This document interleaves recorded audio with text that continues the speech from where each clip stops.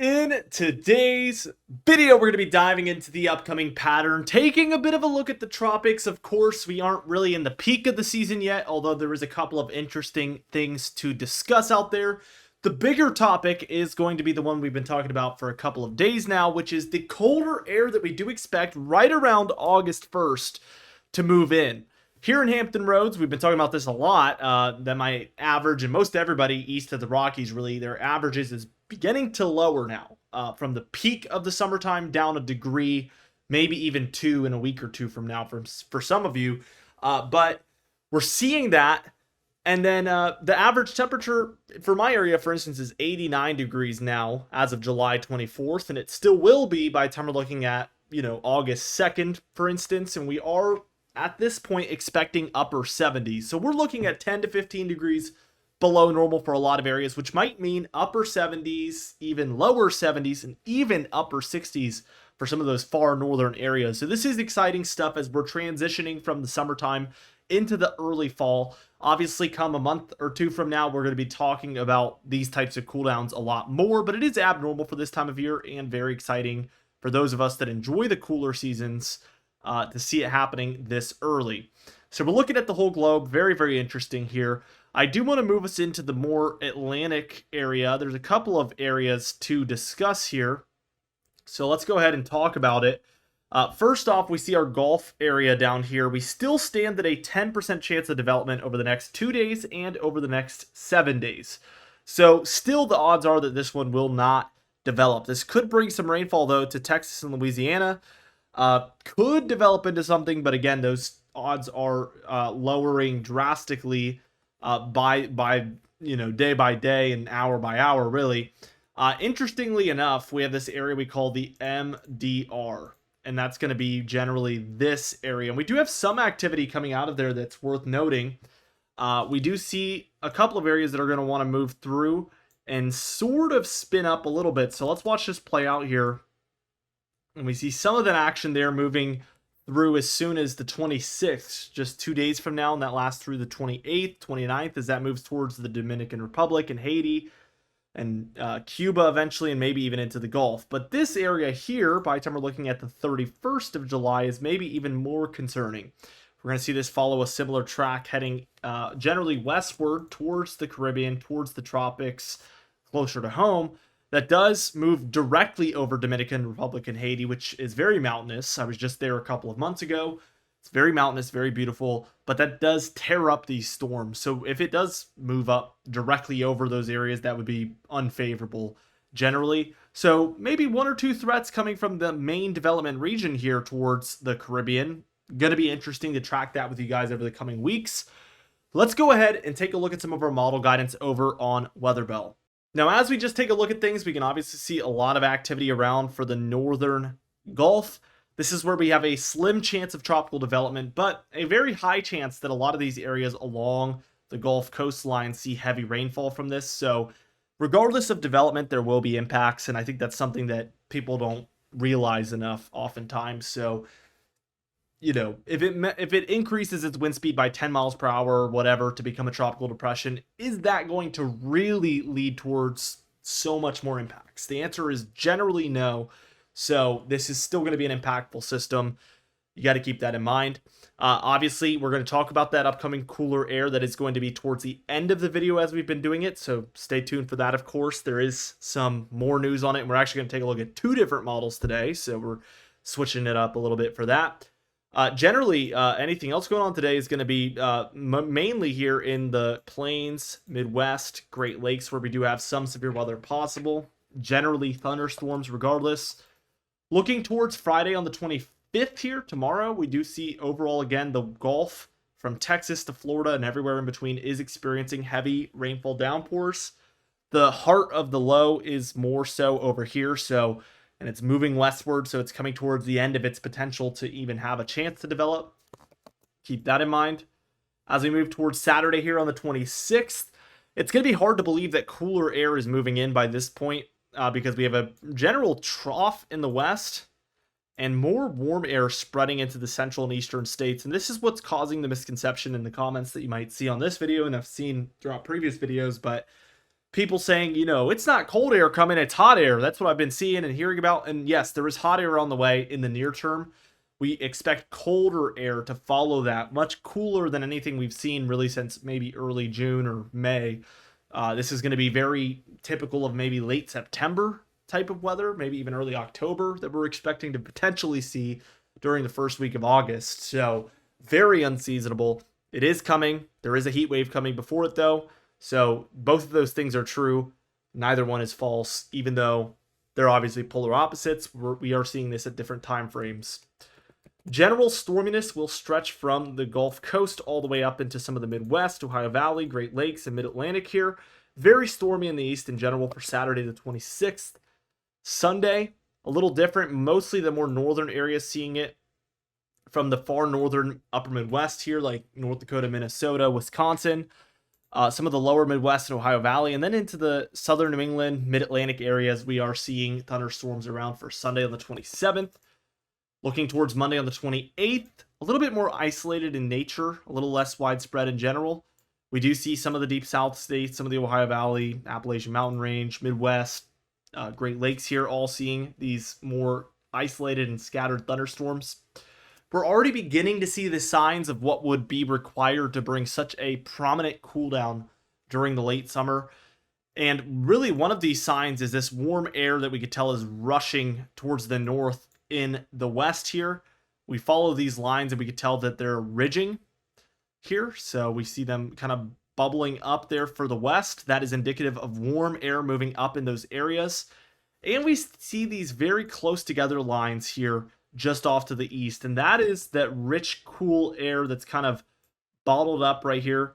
As this warmth moves northward and really increases in intensity, so we're going to put some plus signs for the above average temperatures there, that is going to force this cooler air to move southward. We call this, at least on the channel, a spillover effect, because all of this cooler air that would be over Western Canada is now being forced out to the east. There's only so many places for it to go, so it shoots straight down into the eastern states. Let's keep going towards Tuesday on the 29th. And we see more of this effect taking place. Again, this rising motion in the west, dropping of that trough in the east. It's not even close to being in full effect yet, but it is happening. We do see that this rising motion also brings more monsoon activity to the four corner states, which could be a impact, a little bit of an unexpected one, but it is there. We do see along a lot of your deep south areas up the eastern seaboard, we are experiencing thunderstorms as well by the 29th. Wednesday on the 30th, we begin to see this cooler air really taking shape. If we follow these lines, which is trying to mark the relative pressure, temperatures, things like that, it's trying to keep that, basically show you who's experiencing what. And if we follow these lines, we can see areas in like central Canada. We're seeing the same stuff in central Wisconsin, which is much further to the south. So that is very indicative of, again, cooler temperatures being in the east. Now, as we keep going, but I guess before we do, there's a lot of storminess across the middle of the nation there. Friday on the 1st here, we see this trough really taking off by this point.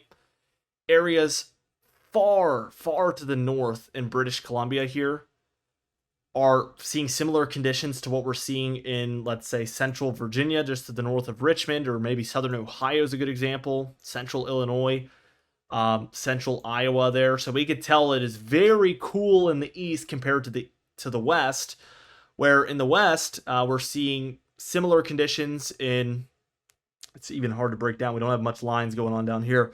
But really similar conditions in the deep south. We're seeing way up in Montana, Wyoming, Idaho. So much warmer in the west than it is in the east here. We also see this squeeze effect I've been talking about for a couple of days here, where we see the cold air pushing down, the warm air pushing up, as it oftentimes does in the summer. And we get this squeeze in here. And that forces really a lot of upward movement where that is colliding, and that upward movement we call lift, and that's creating a lot of these storms in here. So we could be experiencing a lot of thunderstorm activity, even severe weather perhaps, in between those two air masses. Usually, that's where the action's happening, right in between. Looking at Saturday on the 2nd, we see that move further towards the deep south. So it's heading further and further southward. And really this trough in the east pattern is sticking around all the way through August 8th at the end of the model run. We still see, again, this more dome effect out west and this much more trough look in the east here. So this might take up the entire first week of August, maybe longer, maybe a little shorter. Time will tell. This is pretty far out, but definitely very interesting. I can recall this happening, especially when I first got into weather, thinking back to like 2013, 2014 time frame. I can recall some deeper summer cooldowns where you would see very fall-like conditions in perhaps late July, early August time frame. Very unseasonable stuff. Funny enough, 2014 to 2015, if we use that as an example, is our #1 analog for the upcoming fall and winter. So maybe that's a sign that we're already starting to see a little bit of validation to that idea. Maybe it's a little too early to say, but definitely interesting that that's kind of when I can recall that occurring sometimes. The same years that I'm kind of been trying to use as an example for what might be upcoming for months and months and months now. Super cool stuff. Here's the total precipitation because of all this, and really it's not super overwhelming anywhere. So just to warn you of that, we're not seeing hugely above average conditions, maybe for a little isolated area of Iowa, Missouri, Illinois there. But really east of the Rockies, we're doing really well as far as precipitation. Most areas within an inch of their average, which is just going to be, good. We are a little bit of, below average, especially the further east you go. But these are areas that are not really struggling for precipitation at the moment. This is big area, so I might be wrong for some specific locations. But overall, these areas should be fine under these circumstances. And some areas are actually need a little bit of a pause. So this could be overall good news for those areas. Here's the past 20 days of temperatures. Overall, it's been warmer in the east, a little cooler along the southwest, a little cooler there in the northern Montana, northern North Dakota, and a little cooler for Texas and Oklahoma as well. But pretty neutral out west overall. There is some warmer conditions kind of in between, as you can see. As we take a look at the upcoming temperatures, here's the European ensemble model. We see warmer in the east still. Again, that heat wave is coming for the east. Look at this frame in particular, kind of tells the full story. Sunday on the 27th. You might notice we have much cooler conditions in the west. So again, we're not seeing that spillover effect of the cold. It's all just kind of hanging out over the west here. Maybe even spilling over some of this warmth, like spilling up into the eastern states a lot of times. So we're getting this bit of a heat wave maybe for a lot of the eastern states to end July.